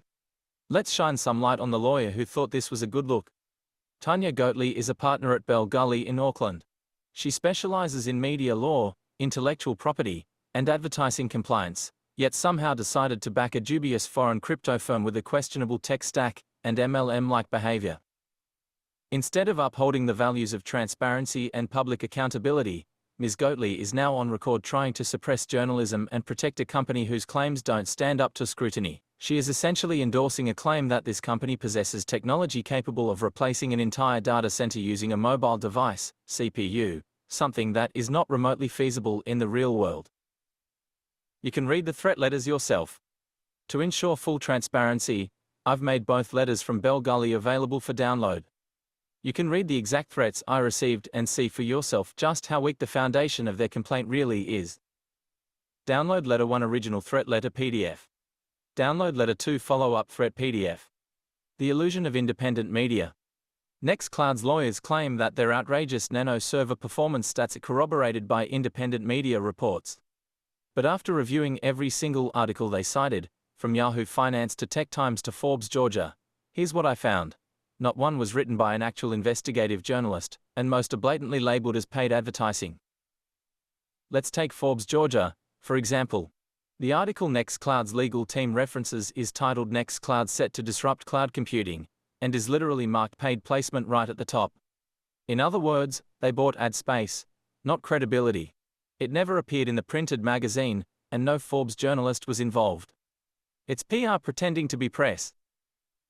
The B in Crypto article is authored by Advertorial, not even a pseudonym, and the disclaimer clearly states the content is promotional and provided by a third party.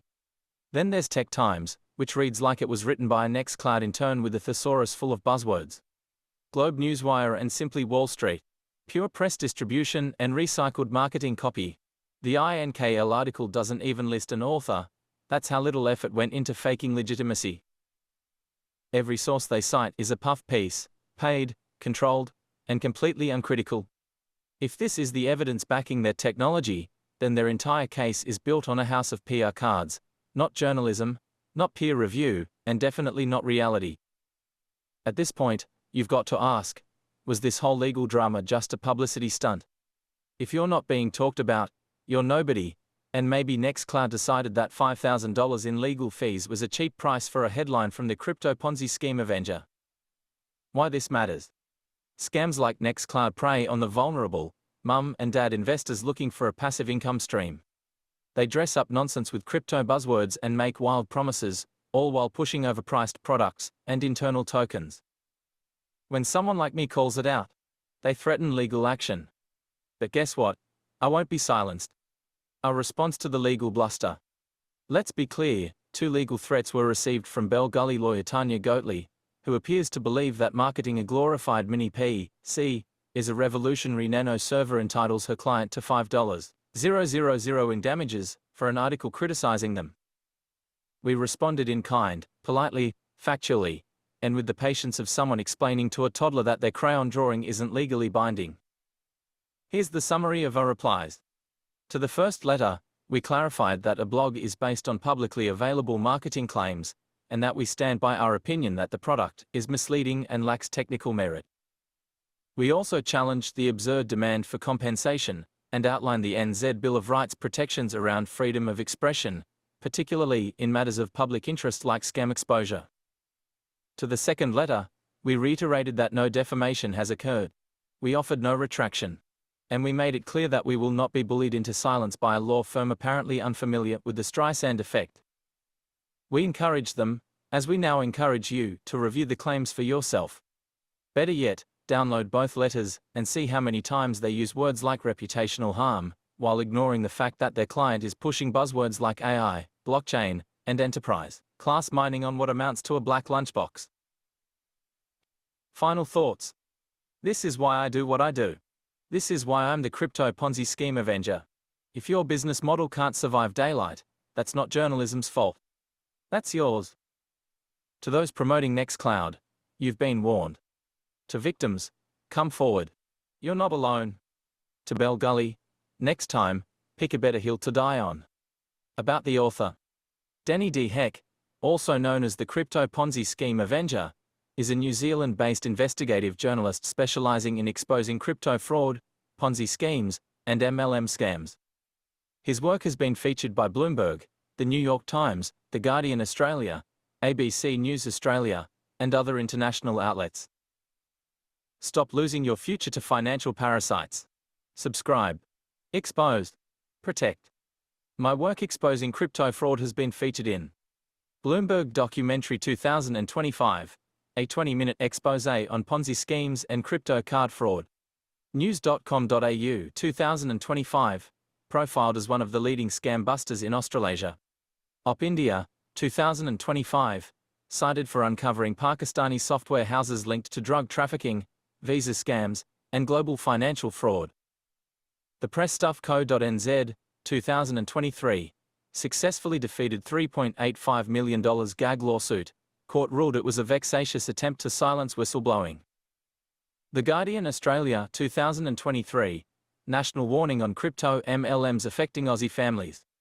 ABC News Australia 2023, Investigation into Blockchain Global and its Collapse. The New York Times 2022, a full 2-page feature on dismantling Hyperverse and its global network. Radio New Zealand 2022, the Kiwi YouTuber taking down crypto scammers from his Christchurch home. Otago Daily Times, 2022, a profile on my investigative work and the impact of crypto fraud in New Zealand.